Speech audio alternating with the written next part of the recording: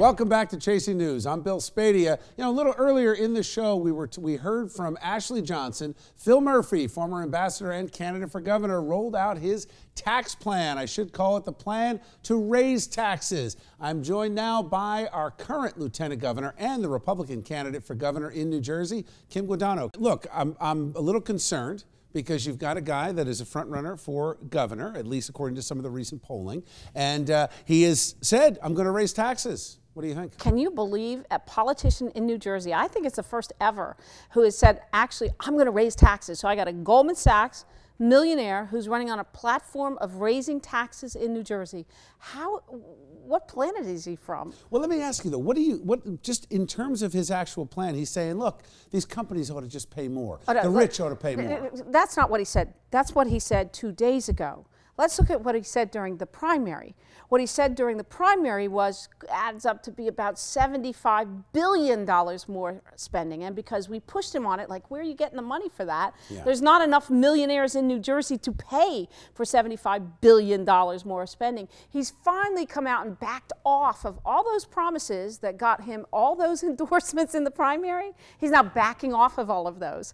And he's come up with still a plan to increase your taxes. So give me your plan. I mean, let me just understand in a very short amount of time, in very simple terms. I'm not looking for a soundbite, but how do you fix it? How do you make New Jersey more affordable? Oh, well, it's not a soundbite, it's 2 words: lower taxes. The one thing I have seen over the last couple of years, you know, we lowered unemployment from 9.8 to 4.2%. If you had told me back in 2009 we'd be able to do that, all of you would have laughed at me. But that's where we are today. The problem is people don't believe it. People don't feel it. And they don't feel it because they can't afford to live here anymore.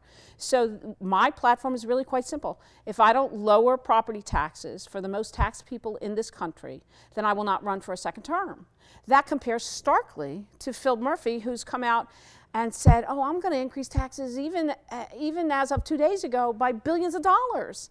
That's tone deaf. Now, I know you didn't see it, you weren't at the press conference, but the governor today had a press conference at the Meadowlands. That's a whole other story, this American Dream Act. And I know we have disagreed on some of that, some of the finer points in the past, but the governor doubled down on the conversation about President Trump and the both sides comments, saying he was flat wrong to do it and he ought to apologize to the nation, but he's not a racist. What do you think of what the governor said? Well, I said it early, right after the incident happened. We can't condone racism, bigotry, any kind of white supremacy. I said it then, and I say it now, and everybody should say it. Quite frankly, do you agree with the governor that the president should apologize? Well, I don't know about the apology. I think he tried, but I do believe that the president should have come out very loudly and clearly and flatly, saying this is just simply unacceptable. I know in New Jersey it wouldn't happen, and it hasn't happened, and I hope it doesn't happen again, because I think we have a better way of discussing things. We're so diverse here in this state that we can't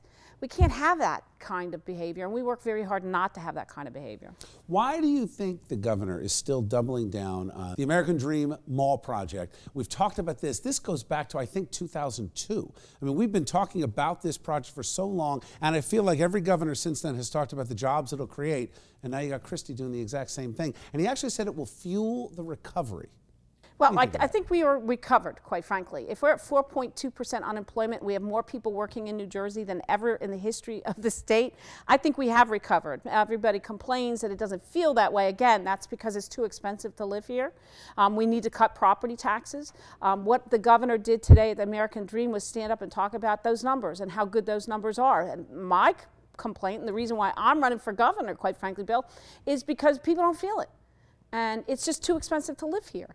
So yes, it will put people back to work. Yes, we had to do something with that property. Everybody agrees it's an eyesore. We walked through it in 2009 and it was a disaster.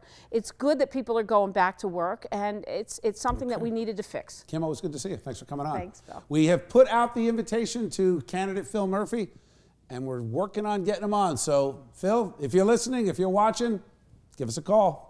All right, guys, I want to bring our panel back. You heard what Lieutenant Governor Kim Guadagno had to say, and she remarked on Governor Christie. Loretta, I want to just start with you. Do you agree with the governor's statements? Lieutenant Governor seemed to at least understand it and put it in context for New Jersey, but the governor said the president ought to apologize for the both sides remark.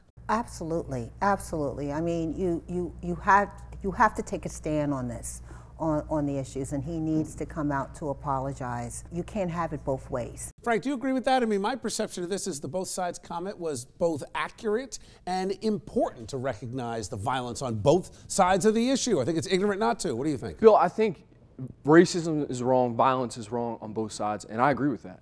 What I will say is I think many in the elites, in the media and politics, need to start hanging out in places where people have calluses on their hands. They're not wearing skinny jeans and walking around with $6 lattes, because the average American is just not that concerned about whether or not the president misspoke during an hour-long press conference. So I'm not in the business of telling the president of the United States he needs to apologize. I didn't tell Barack Obama he should apologize when some of the things that he said I may have disagreed with as the brother of a law enforcement officer. So I'm going to sit out whether or not he should apologize. Let's switch gears. Taxes. Jen, let's talk about that. Kim was pretty firm in her belief that, you know, Phil Murphy's coming in to raise our taxes in the Garden State. I think Phil Murphy has made it clear that that is his intent, that he will come in and raise taxes, and he is unabashed about that. There is no way you can spend 65, 75 billion more. We don't have it, so there's only one other way. He reaches into your pocket. Loretta, hard to argue with that. What do you think? I mean, you know, how much more can they take out of working and middle-class families in this state?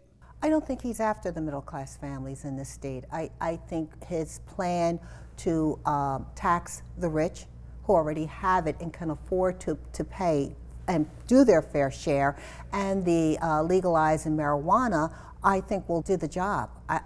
You know, to say you're going to cut property taxes, how are you going to do it? More than 50% of our property taxes are for schools. Frank, do you think the Republicans are taking this out of context? I mean, closing a loophole seems logical. No, I think Phil Murphy's misguided. And Kim Guadagno, to me, is a candidate. This race is going to tighten, and that's going to be a big message. You know, he wants to spend $65 billion of hard-earned taxpayers' dollars on all these social experiments that have gone wrong, including legalizing marijuana. You know, that's a gateway drug, and we have kids dying in these streets with needles in their arms, and they're dying from heroin. Jen, that makes sense? Yeah, legalizing marijuana, my opinion, is not a great idea. We are struggling with an opioid crisis in this state, and we have a legal drug, alcohol, and that hasn't gone that well. We haven't done a best job of managing that. I don't think we need another. Medical marijuana, I think, is a different situation. All right. Got to leave it there. Senator Beck, always good to see you. Frank Luna, Loretta Winters, we'll have you guys back soon. Thanks. Now let's check in with meteorologist Dan Zarrow with your weather.